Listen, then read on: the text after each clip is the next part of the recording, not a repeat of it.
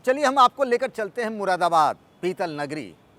इस सीट का जिक्र हम इसीलिए करना चाह रहे हैं क्योंकि यहाँ को लेकर बीजेपी के नेता भी कह रहे हैं आपस में जब चर्चा होती है कि रिजल्ट क्या होगा, क्योंकि यहाँ तो पहले फेज में ही चुनाव हो गया। सब यही कह रहे हैं कि क्या सीट फंस गई है, और अगर फंस गई है तो आखिर वजह क्या रही होगी। आइए इसी को डिकोड करते हैं।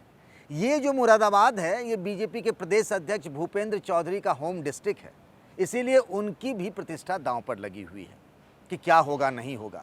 और मेयर यहाँ कोई नया नहीं है, जो पिछली बार भी मेयर थे जो चुनाव लड़ रहे हैं विनोद अग्रवाल, उनको फिर से टिकट दिया गया है। उनके खिलाफ समाजवादी पार्टी ने सैयद सफुद्दीन को टिकट दिया और कांग्रेस से रिजवान कुरैशी। अब मुरादाबाद से लोकसभा सीट से समाजवादी पार्टी के डॉक्टर एसटी हसन जो हैं वो सांसद हैं, और जो परसेप्शन है उसके आधार पर ये कहा जा रहा था कि बीजेपी का मुकाबला होगा समाजवादी पार्टी से। पहले बीजेपी की बात कर लें। बहुत सारे लोग चाहते थे कि इस बार विनोद अग्रवाल को टिकट न मिले, किसी नए चेहरे को टिकट दिया जाए, ऐसा कहा जा रहा है। बीजेपी के नेता भी कह रहे हैं, और मैंने भी जिन लोगों से बातचीत की वहाँ पर, वो ये कह रहे हैं कि विनोद अग्रवाल के खिलाफ एंटी इनकम्बेंसी, यानी वो मेयर रहे तो उसके खिलाफ लोगों में थोड़ा सा गुस्सा है। लोग एक नया चेहरा देखना चाहते थे, लेकिन विनोद अग्रवाल को ही टिकट मिल गया। समाजवादी पार्टी के मुकाबले यहाँ देखें तो मुकाबला सपा से नहीं है, यहाँ कांग्रेस से है। कांग्रेस के रिजवान कुरैशी से यहाँ कड़ी टक्कर की बात कही जा रही है। ये बताया गया कि जिस दिन पोलिंग था पहले फेज की, उससे ठीक 1-2 दिन पहले मुस्लिम समाज में एक तरीके का चर्निंग हुआ। लोग आपस में चर्चा किए कि रिजवान कुरैशी जो है वो समाजवादी पार्टी के उम्मीदवार से अच्छा लड़ रहा है। तो ये कहा जाता है कि जो जीत रहा होता या अच्छा लड़ रहा होता उधर की तरफ मुस्लिम वोटर शिफ्ट कर जाता है। यहाँ ऐसा ही हुआ। यही नहीं, रिजवान कुरैशी के बारे में ये कहा जा रहा है कि उनका व्यवहार ऐसा है कि उस इलाके के हिंदू वोटरों ने भी उसका साथ दिया है। और अगर ये बात सही है, जो बीजेपी के नेता भी कबूल रहे हैं और कह रहे हैं कि कांग्रेस बहुत अच्छा लड़ी है, और कई सीटों पर हमने देखा है इस बार कि मुस्लिम समाज में थोड़ा सा मुसलमानों को लेकर के एक वर्ग ऐसा है जिनका मोह भंग हो रहा है या हुआ है इस मेयर चुनाव को लेकर के। पिछली विधानसभा के चुनाव को देखें 2022 के, तो मुस्लिम वोट के जो जिनको मिल सकता था उनमें से बीएसपी भी थी। बीएसपी ने अच्छी खासे टिकट दिए थे मुसलमानों को। इस बार भी मेयर में देखिए 17 में से 11 मुसलमान उम्मीदवार दिए मायावती ने, लेकिन उस हिसाब से मुसलमानों का समर्थन उनको नहीं मिला। पिछले विधानसभा चुनाव में मुसलमानों ने एक मुश्त अखिलेश यादव के लिए, समाजवादी पार्टी के लिए वोट किया, लेकिन इस बार लोकल फैक्टर डोमिनेटिंग हो गए। अखिलेश यादव से जुड़ाव तो रहा, लेकिन वो जुड़ाव लोकल फैक्टर की वजह से कुछ छिटका भी कहीं कहीं पर, जैसे मुरादाबाद में। तो मुसलमानों की पहली पसंद बन गई यहाँ कांग्रेस, और इसीलिए यहाँ मुकाबला बीजेपी का कांग्रेस से है। और ये कहा जा रहा है कि कहीं न कहीं बीजेपी को बढ़त है, यानी विनोद अग्रवाल फिर से मेयर बन सकते हैं। तो ये कहानी थी मुरादाबाद की। अब चलते हैं अयोध्या की तरफ। चूँकि जब वहाँ अयोध्या में जब टिकट का ऐलान हुआ कि गिरीशपति त्रिपाठी को इस बार मेयर का टिकट मिल रहा है, तो बड़ा विरोध हुआ। एक वहाँ पाठक जी हैं, उन्होंने अपनी पत्नी को चुनावी मैदान में उतार दिया, वो बीजेपी से रहे। उसके बाद जो वहाँ महानगर अध्यक्ष हैं, उन्होंने भी खुले तौर पर इसका विरोध किया। उन्होंने पार्टी की बैठक में भी कहा कि भाई जो व्यक्ति कुछ साल पहले तक कांग्रेस में था, आपने उसको टिकट दे दिया है, तो अब इसमें हम क्या करें, कहाँ से उनको चुनाव लड़ाएं। लेकिन फिर बाद में सबको समझा बुझाकर ठीक किया गया। कहा गया भैया अयोध्या जो है बीजेपी के लिए नाक की लड़ाई है। ये अयोध्या में ही बीजेपी अगर मुश्किल में हो जाएगी तो फिर किस मुंह से हम जनता के बीच जाएंगे। पिछले 25-30 सालों से अयोध्या और राम मंदिर कहीं न कहीं आस्था के अलावा बीजेपी के लिए चुनावी मुद्दा तो रहा। ये किसी से छिपी नहीं है। पिछले बार जो मेयर थे यहाँ से ऋषिकेश उपाध्याय उर्फ पिंटू उपाध्याय, ये 2017 में ही अयोध्या जो है वो मेयर की सीट बनी, उससे पहले नहीं थी। उनको टिकट उनका कट गया। ये जो मीडिया में तरह तरह की खबरें आई उनके बारे में कि उन्होंने महंगे दर पर ज़मीन की खरीद फरोख्त की है, उस वजह से परसेप्शन के हिसाब से उनका टिकट कट गया। फिर एक राजू दास हैं, वहाँ हनुमानगढ़ी के महंत हैं, वो भी टिकट चाहते थे अपने लिए, वो भी नाराज़ हो गए थे।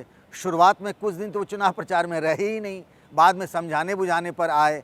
और ये जो राजू दास हैं उनको आपने टीवी पर कई बार देखा होगा, और चूँकि हनुमानगढ़ी का महंत हैं तो लोगों में उनकी प्रतिष्ठा भी है, तो उनको भी टिकट नहीं मिला था। यानी पार्टी के अंदर घमासान मचा हुआ था अयोध्या में। इसके अलावा अयोध्या में जो 60 वार्ड हैं वहाँ कम से कम 39 वार्ड पर बीजेपी के बागी उम्मीदवार खड़े हो गए थे, लेकिन पार्टी के बड़े नेताओं ने जाकर वहाँ बहुत मनाया, समझाया, कार्यकर्ताओं को ठीक किया, और उसके बाद हालात संभले हैं। यहाँ जो समाजवादी पार्टी का उम्मीदवार है वो भी मजबूत है। वो इसीलिए मजबूत है कि वो यहाँ से 2 बार के विधायक रहे और कई सालों तक समाजवादी पार्टी के जिलाध्यक्ष रहे। जयशंकर पांडे के बेटे हैं आशीष पांडे। अब गिरीशपति त्रिपाठी 2017 तक कांग्रेस में थे, ये आप जानते होंगे।